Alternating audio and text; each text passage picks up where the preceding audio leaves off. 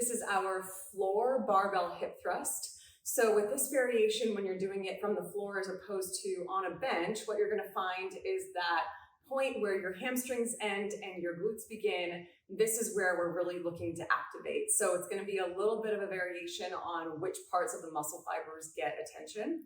So in this sense, you're gonna have a pad or some sort of protection to put on the bar. This one is a little Velcro pad.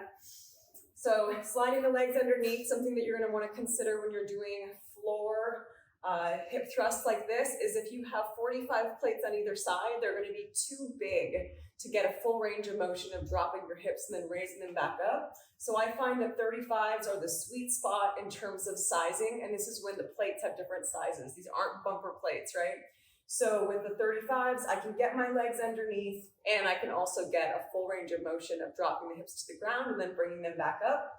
So from here, I will use my thumbs, placing my thumbs on top of that pad to keep the pad in the center. I will come with an underhand grip, hands a little bit wider here, lower myself down, bringing my heels nice and close into my butt.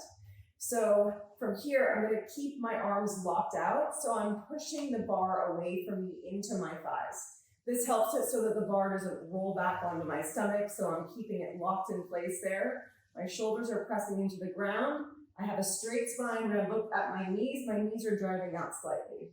So from here, I'm gonna inhale through the nose, exhale, drive through the heels, coming to that top position. So rib cage is down, hips are high, knees are out.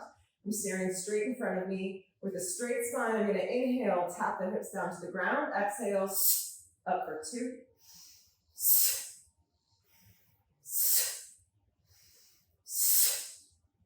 And to get out, I'm gonna slowly roll myself up, straighten the legs, and release. So in terms of the position, just so you can see the full range of motion, you want a straight spine here. So at that top position, rib cage is down, hips are high, shoulders are pressed into the floor, knees are driving out slightly to further activate the glutes, and heels stay right underneath the knees.